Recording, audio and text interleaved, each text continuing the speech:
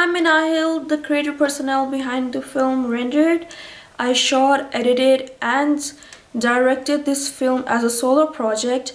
And today I'm gonna be answering CCR question number one, which is how does your product use or challenge conventions, and how does it represent social issues? So let's begin with our answer. So, when it came to using or challenging conventions, I aimed to strike a sweet spot between adhering to traditional film opening conventions and incorporating my own creative vision. I followed key conventions such as establishing the genre, introducing the protagonist, and hinting at the central conflict early on.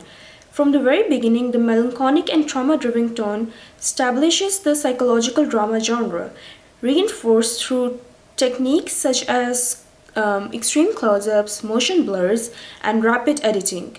These elements work together to convey the protagonist's inner turmoil and emotional instability. A cluttered environment helps to visually communicate the protagonist's distressed mental state. These are conventional elements often used in psychological dramas such as Black Swan and Requiem for a Dream, where environments reflect internal psychological conditions. Similarly, the use of ambient diegetic and non-diegetic sound helps establish an intense and immersive atmosphere. I also followed the convention of introducing the protagonist early on, allowing the audience to immediately connect with his emotional state. Additionally, the opening hints at a central conflict, loss, grief, and trauma, without fully revealing it, encouraging audience curiosity. However, I also deliberately challenged certain conventions. For instance, instead of following a linear narrative structure, my film opening sequence unfolds in a non-linear manner, moving backwards through fragmented flashbacks. This was done to reflect the nature of trauma and PTSD, where memories are often disjointed and in intrusive fragments rather than in a clear sequence.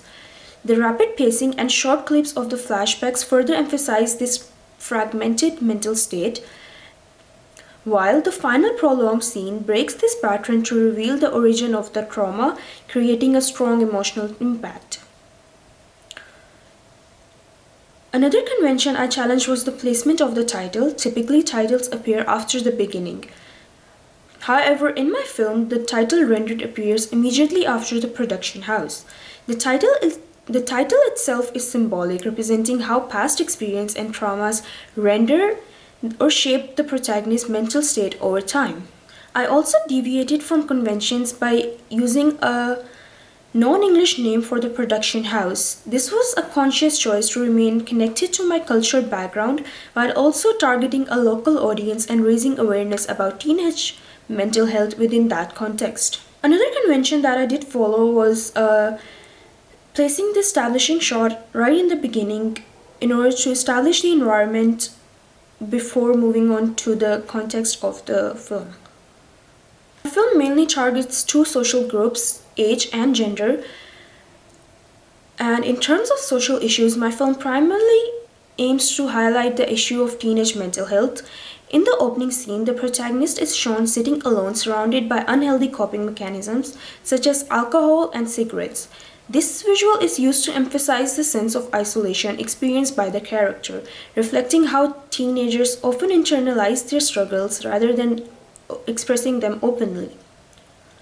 Through my research, including online surveys and online sources, I found out that teenage boys are particularly vulnerable to isolation and unhealthy coping mechanisms.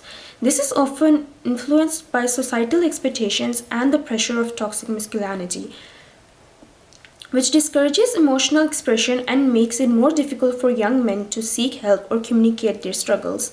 By portraying this, my film aims to challenge these norms and shed light on an issue that is frequently overlooked. Furthermore, the film as a whole seeks to raise awareness about PTSD and broader mental health issues. These issues are often misunderstood or dismissed as something external or temporary, when in reality, they can have long-lasting psychological effects.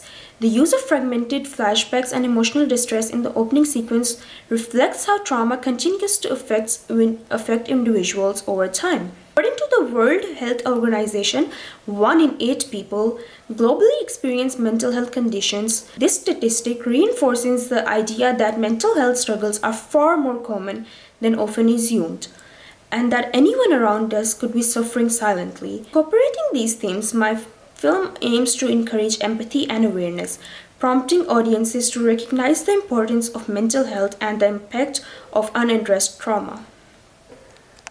On a secondary level, the opening sequence also explores the wider social issue of gun violence and its far-reaching consequences.